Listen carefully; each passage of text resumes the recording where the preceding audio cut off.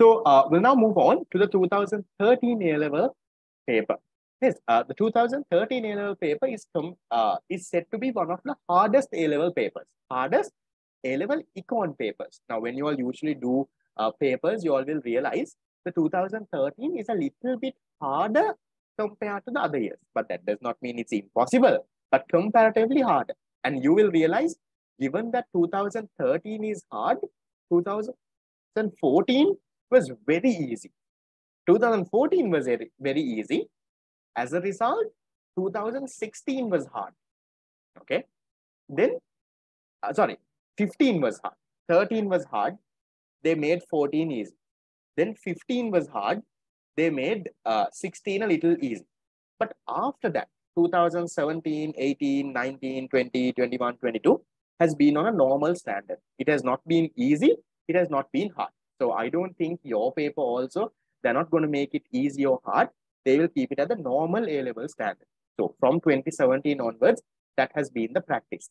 So even during COVID, now one thing that a lot of teachers said is, now remember the 2021 A-level batch, they wrote it in the middle of COVID. No, all the teachers were saying our paper will be easy, right? Don't worry, paper will be easy. But I told them, look, it's not going to be easy. It's going to be the normal standard.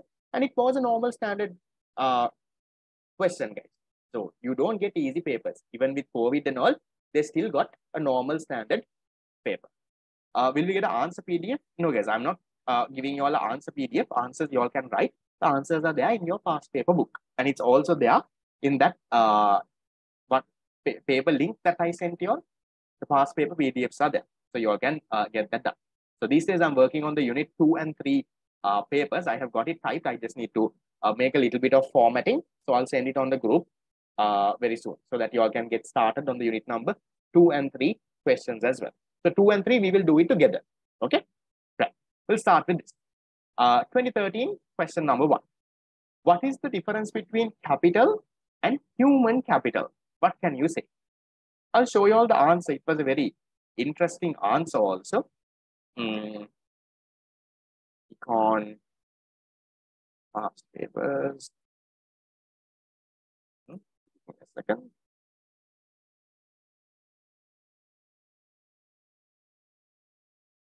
Okay. Okay. This is the answer that was given in the in my past paper book, and it's also the one that is there in the marking scheme. Hold on. Why didn't this get copied? Okay. Right. So this was the answer that was there. Just have a look at this. They say, Nazi, what is the difference between capital and human capital? So what do you need to do? You need to write what capital is. You need to write what human capital is. And through your answer, you need to show, look here, this is a little different. It's not the same. So look at this.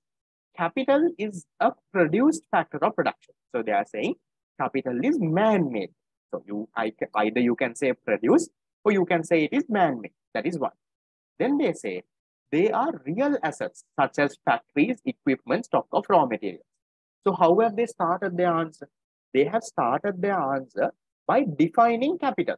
So they are saying you can also say capital are all man-made resources used in the production of goods and services. It would include real assets such as machines, buildings, right? Something like that. Then they go and write what is human capital. Now that is also something that you know. See, human capital refers to the stock of competencies, knowledge, social and personality attributes acquired through education and training is what you call human capital. So what is human capital? The knowledge, the skills, the education, the training that an individual or a unit of labor possesses. So see, you get 2 marks there, guys. 1 mark for this, 1 mark for this. Then see, look at this. They have given some basic differences. Human capital is less tangible than physical capital. Human capital has characteristics of both labor and capital.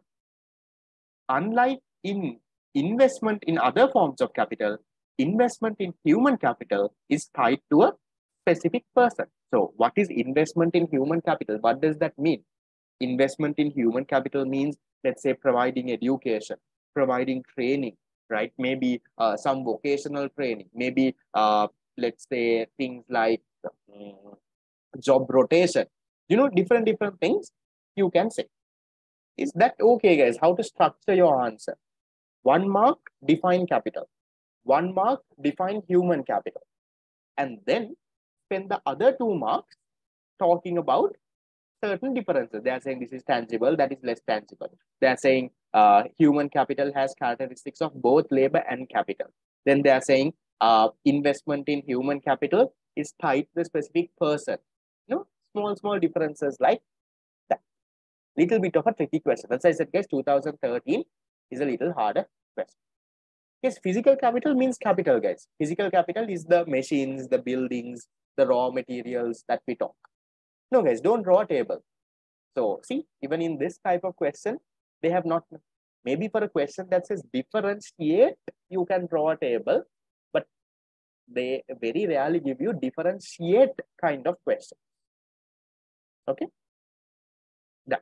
So, we'll move to the next question 2.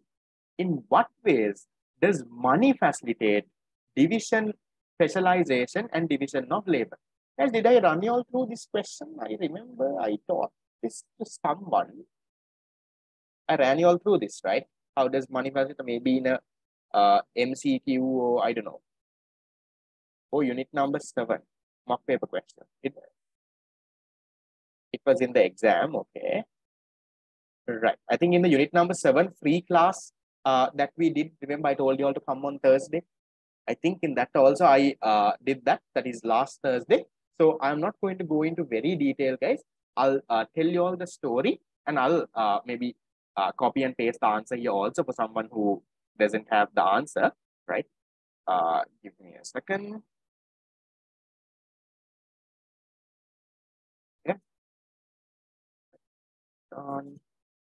People start writing on the board now. Okay.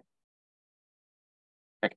So what kind of answer can you have? You can have an answer like this, right? So let me explain how does this answer work. Okay, listen very carefully. Okay.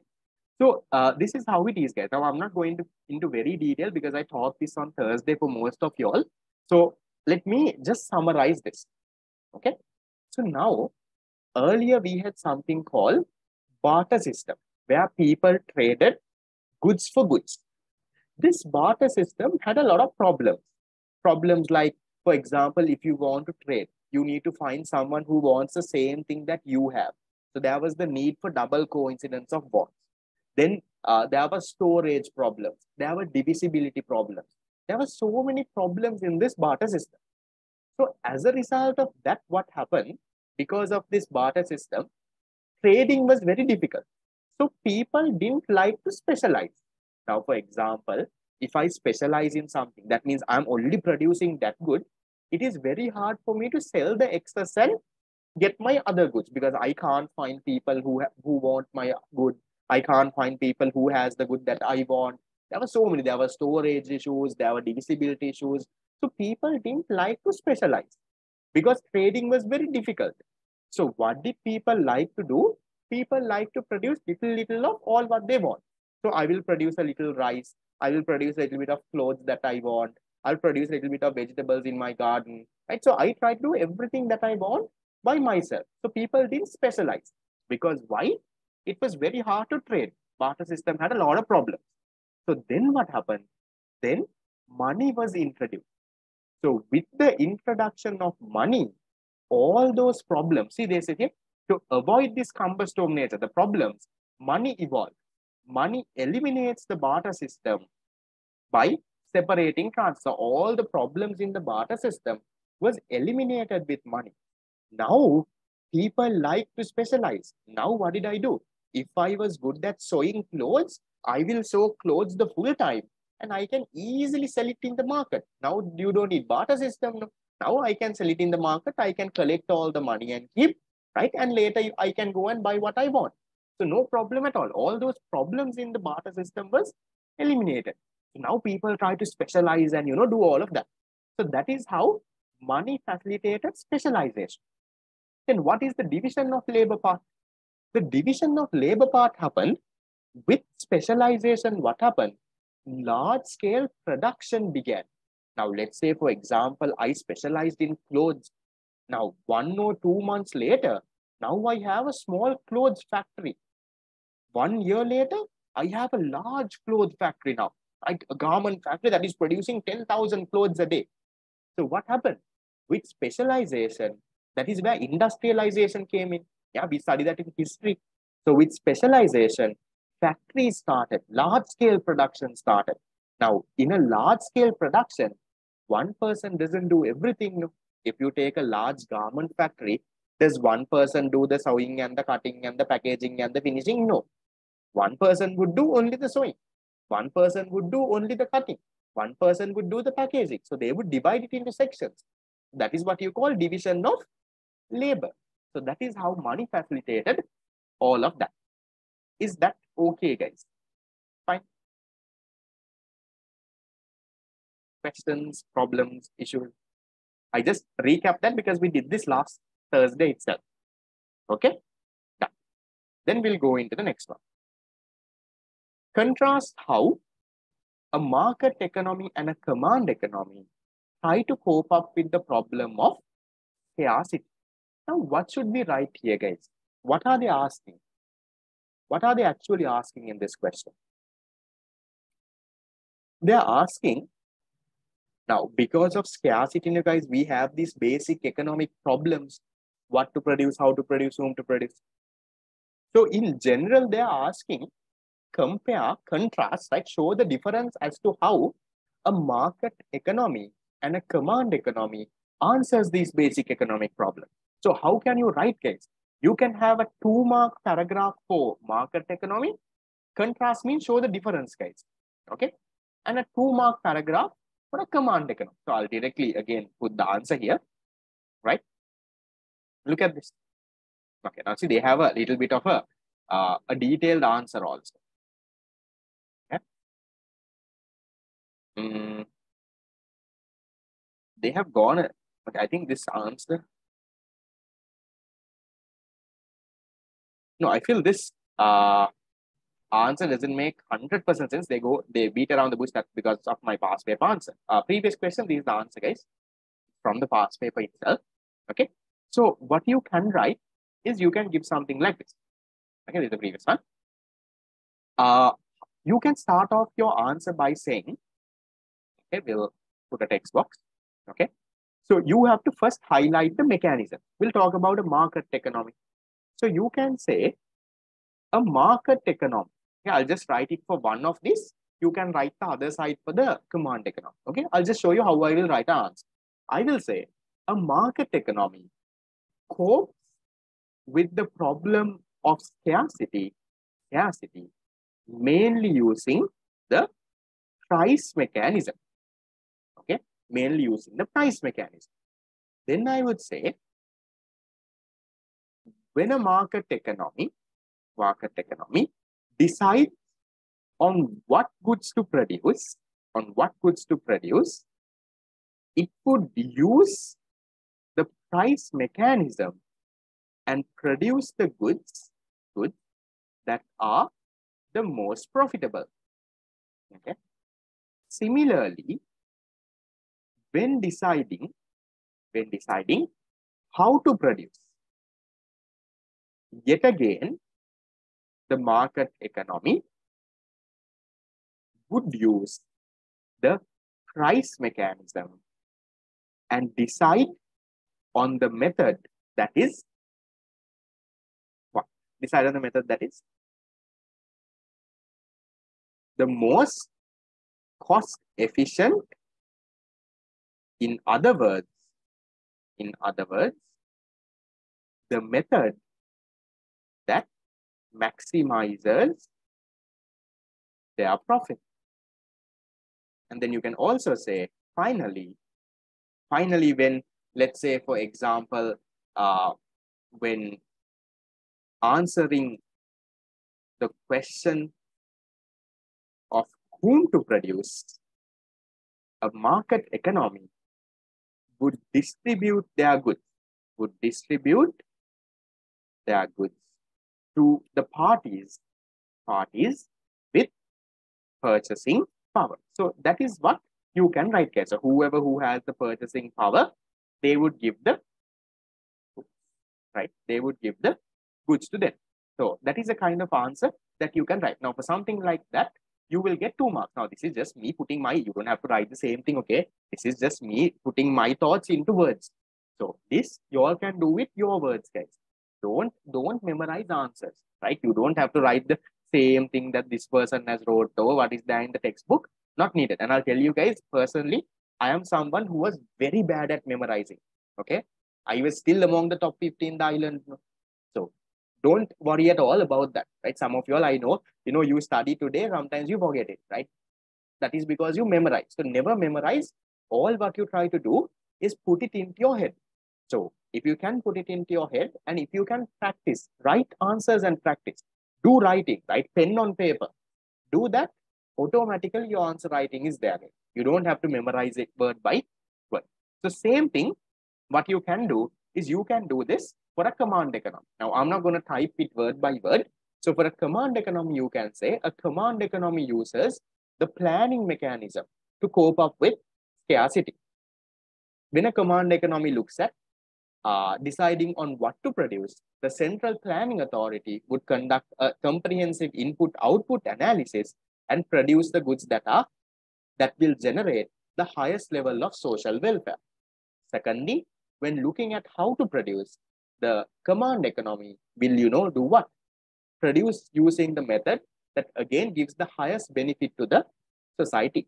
And finally, when deciding whom to produce, a command economy will look at distributing the goods equally by setting fair amounts of wages and prices for all the goods. So that kind of answer is something that you can give, guys. If you can give that kind of an answer, you will get your full mark. So you are somehow differentiating between the two. Is that okay, manageable? Fine. Questions? Okay. Done. Then we'll go to the next one. Question 4. Okay. What conditions must be satisfied if resources are used efficiently in an economy? Yes. When they say resources are used efficiently in an economy, they're talking about economic efficiency. Okay. Don't get scared. Don't think, we never learned something like this. No. So they're talking about if now resources are used efficiently means they're properly what everything is used to the maximum level, productive efficiency, and they are used to produce what the society wants, allocative efficiency. Then only you have efficiency. So what conditions must be satisfied for resources to be used efficiently? You need to talk about productive and allocative efficiency. See, look at the answer here. See, conditions for resources, conditions to be satisfied. Look at this: productive efficiency, allocative efficiency. And then they say, no, they talk a little bit about that. So that is what you can write as well. Okay, so I'll just paste the answer here, right, so that you all have an idea. So what should you write, guys? You can talk about 2 marks. You can talk about productive efficiency. Now we did this question already. You can talk what is productive efficiency. For productive efficiency, we need full employment, full production. Then you can talk about what is allocative efficiency. This is about distributing the resources to society's preference or producing what the society wants. Then the condition is marginal cost should equal to price. Yeah, you can give all of that and you can write your answer. Now, can you see? Now, this is the same question that was repeated in a previous year, but they have asked this in a different way. Last paper, they asked differentiate between productive and allocative efficiency. This paper, they're asking what are the conditions that must be satisfied for resources to be used efficiently. Is that okay, guys? Manageable now? Can handle something like this? Same question over and over again. Then the last question. How does the production possibility frontier help to illustrate the microeconomic and macroeconomic issues in the economy? This is directly there in your tute.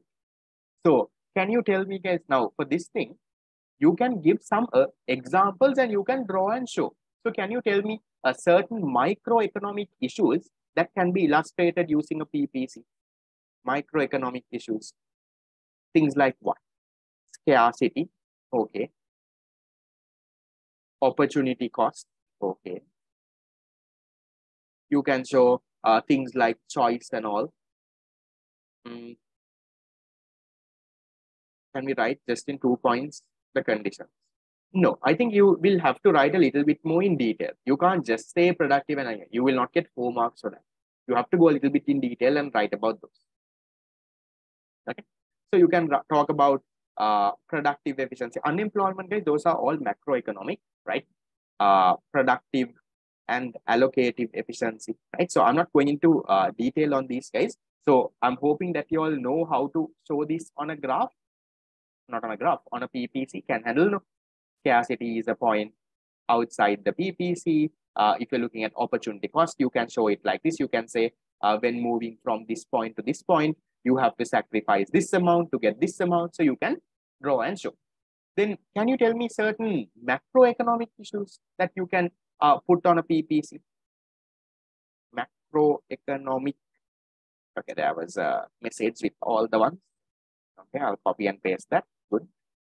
Okay, so macroeconomic issues, you can put stuff like this. Full employment, unemployment, economic recession and depression, economic growth. Yeah, all of this could be your points. So how do you show this? Now, how do you show full employment? On a point on the PPC. So you can draw a point on the PPC.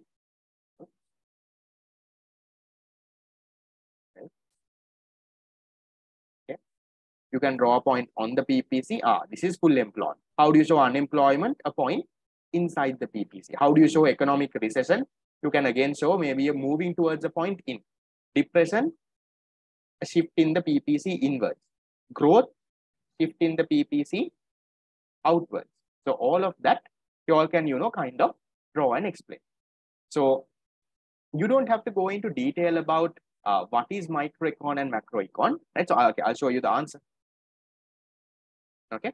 Now here they have, see, microeconomic applications, they have given certain options. Macroeconomic applications, they have given certain options and they have drawn and shown. So what you can do is you can give 2 microeconomic things, draw it and show. 2 macroeconomic options, draw it and show. So that I think is more than enough for you to do. Okay, let's come back. So 4 marks. No? So you will get 2 marks for microecon, 2 marks for macroecon. So for 2 marks of microeconomics, draw and explain 2 situations. One is scarcity, and you draw the PPC and show, write a small line and say, PPC denotes the maximum that a country can produce or economy can produce. So any point outside the PPC denotes scarcity.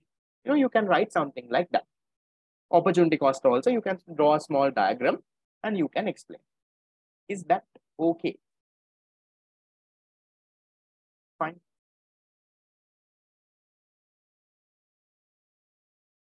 Yeah, done.